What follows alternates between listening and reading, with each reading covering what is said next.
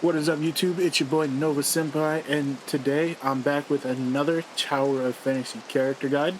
This time I'm doing Huma because a comment was left on my King video, and it was really nice, and they said that they hope that I do a Huma build or a Huma guide, and the comment was just, it meant a lot to me. So he was very nice. So shout out to you. I'll put the comment up on the screen.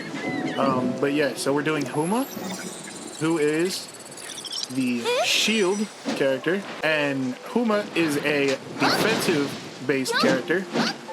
So she does do damage, but you're most likely want to build her around being the tank of your group. Like if you're doing a joint operation or a void rift, you're definitely going to want to base it around being the tank and taking the most amount of damage, while your DPS character or your DPS players do their thing.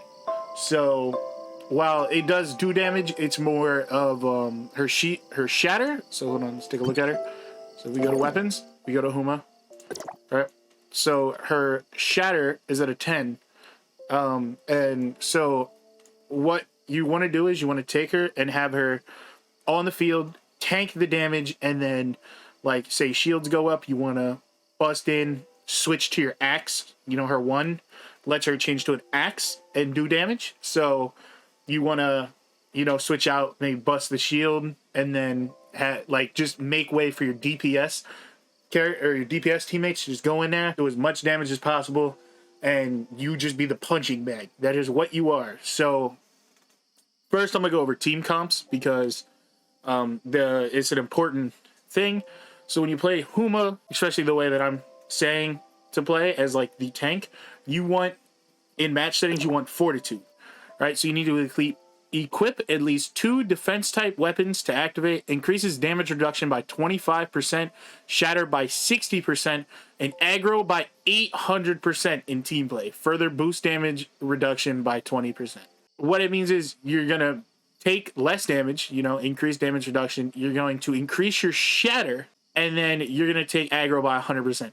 So all the enemies are going to be coming for your ass, okay? They're going to be coming to beat the shit out of you, right? So what you want, right, is you want a build that has at least 2 defensive characters. And as of right now, I think as SSRs go, the really only like choices you have are Meryl as your second. So you're gonna use Huma, right? You use Huma. You're gonna use Meryl, which she's okay. She does 12 shatter damage, so she also shatters. So she's gonna get a big buff from that 60%, right? Each of your, like, both Huma and Meryl, they're both gonna get the huge buff from the shatter break. And then if you've built her well enough, you know, her like charge skill, when you switch to her and she puts down that AoE of ice, that's also good for like crowd control, which is what you are pretty much. And then you can run Nemesis just because healers, so it helps you that survivability that you want. Or if you want, you can switch and run King as well. If you just want to make sure that you always are breaking those fucking shields. Like when them shields come up, especially if you got King with that buff, right? That's going to be insane for you. No shield is going to be, like, my King is a 4-star, right? Or actually, I think he's 5 as of now. Yeah, he's a 5-star. So shields just non-existent, right? So it's really up to you. I kind of like to play with Nemesis, because, like I said, the survivability, you know, heals. And yeah, that's pretty much it for that. Because her like main thing is just the fully charged weapons will set the target on fire for 8 seconds. That's every fire weapon.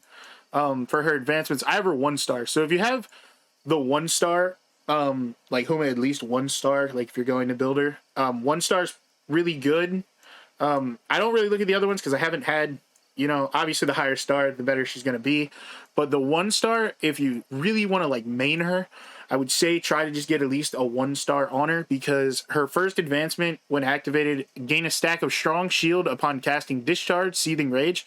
So using a dodge skill or branch skill, while in a shield form grants a stack of strong shield which grants 10% damage reduction for 15 seconds and stacks up to 3 times. Right? So that's 30% more damage reduction. So you're not going to die. Right? Switching to axe form converts all strong shield stacks to sharp axe stacks, which will increase damage by 15% for 15 seconds. Switching to a different weapon will cancel the effect, but pretty much if you have the max 30% shield damage and then they pop their shield, or the opponent pops their shield, you can switch to axe form and then have that 30% damage increase and go to shatter their shield, like I said before, because you also get the 60% shatter increase with the fortitude. You tank, then you do a little bit of damage, and then go back to tanking. So those are the team comps I recommend. Now, there's something I'm going to do differently because I didn't cover it in King's Guide because I wasn't too familiar with it, but now I'm a little bit more familiar with it, so I'm going to talk about gear. So, like I say, if you're maining Huma, right, and you're that tank character, these stats, these random stat rolls, right, what the things that you want to get would be, in my opinion, right, is HP and then resistance of like any kind. Depends on what you're, fighting, obviously, but what you want, because you're playing that tank role for people, you're playing the fucking bullet sponge, right? You want gear that increases your max HP so you can take more hits, and then your either physical, fire, frost, electro resistance or volt resistance, and that way again you can take more damage. And if you're going to play Huma, I recommend just finding gear that has flame resistance. I have 305 flame resistance on this, and then I have 695 physical resistance, and then just 37 regular resistance. I feel like regular resistance would be the best to go for because it's just resistance, but you get lucky or whatever. So leveling up your gear, I'm not going to go into like what gear you should and should level up, but gear with those specific stats, the resistance stats, I would go for using and leveling up to try to increase those resistance stats so you can tank more damage, right? And then, so next that we'll go to matrices. So if you go to Huma, right, the best, we're going to get it out of the way. The best matrices to use, like everyone says, is Huma's SSR matrix, right? But who the fuck has those matrices unless you're a whale or you grind this game so much that you just have them, right? So I'm going to go through and I'm going to go through from Rs to SRs, and I'm going to go from which ones I think are the best. And then if you don't have that one, you can kind of go for other ones. So with the R rating, the blue matrices, the best one you could possibly go with, if this is what you have, only what you have, are the the Purge Pact, because it reduces damage received by 6%. Right? So that's just a 6% reduced damage, so it allows you to take more hits. And that's all this character is about, is being able to take more hits. Right? So if you don't have that, I don't have it for this specific slot, but if you go down here, the electrics or whatever, this guy right here, so the skeleton boyo, who like Pure Pact, Unshakable, those, that's what you want. If that's all you have, that's the best R slot in my opinion. Second best R slot would be these bulky half robot guys, electrics, whatever the other ones are called, because they increase shatter capability by 18%. So, having that extra shatter on top of your 60% shatter increase from fortitude, and then your damage buffs, those are just hella shatter everywhere, right? And then third, if you don't have those and you're really scraping bottom of the barrel, right, you don't have any good artifacts, you can put the Exploder Bots. I think that's what this is called. It increases damage dealt by flame weapons by 6%. Real basic. I think they're like the easiest ones to get. I have like a bunch of them, right? But those are, if you're really struggling and you only have the R classes, I would go with the skeleton boys. And then going to SRs, there's really only two, in my opinion, that would be worth it. So the lesser of the two, right, would be Robark. Okay? Because it's when a target is shattered, poison the target and deal damage to 45% of attack every second for 10 seconds. Right? Because you do a lot of shatter damage. Your build's based around shatter, so it's based around tanking and shattering. But so having the shatter and then doing just the extra damage of poison is good. But in my opinion, the better SR to use would be Barbarossa, because upon switching to the weapon, you gain 50% damage reflection for 3 seconds, with a cooldown of 30 seconds. Upon switching to another weapon, gain a 20% damage boost for 5 seconds, with another cooldown of 30 seconds. So, because again, you're a support role, right? You might not main Huma as much, but when switching, like, say you're on Meryl, or you're on Nemesis, right?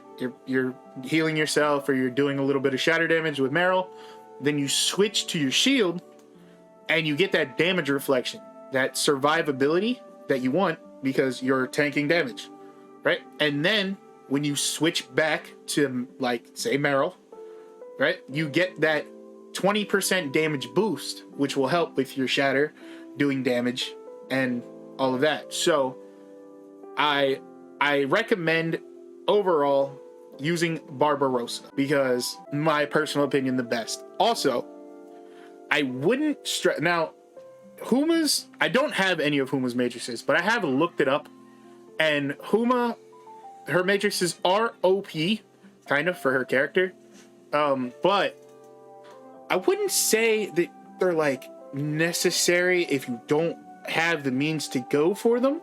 Whereas, would it be easier to try to grind for Huma? I would, if you really, really want to main her, obviously I suggest grinding for Huma's matrices. But at the same time, Barbarossa or Robarg, you can star them. So this damage reflection can get all the way up to 75%, and the damage boost can get to 30%. That is not bad, right? So it isn't a quick rush, oh, if I don't have her SSR matrices, I'm lost, I can't use her, she's unusable. No, the SRs are extremely good, or pretty good, alternatives to where you can still use her and she can still do like damage, and she can still tank damage and still be usable, right? Like, let's see if I can actually get him to, so if I were to have her, you know, still really good quick bleed, that's her matrix, I believe. But like, yeah, see how fast she, and that was just with the shield. Like, I didn't switch to axe, right? And then I can switch to axe now, and then his shield's broken, I can do a little damage, you know. But like, she's not like, she's doing a decent amount of damage, but she doesn't attack fast enough, in my opinion, for her to qualify as like a true DPS. She is truly a support, and she's really going to shine when you're playing like as a team. She's really going to shine when you're playing joint ops or void rifts, where you can tank that damage and support your team. And that's pretty much it. I'm sorry that this is long. I think I've gone over everything that I wanted to go over. So yeah, like I said, she's a tank class character.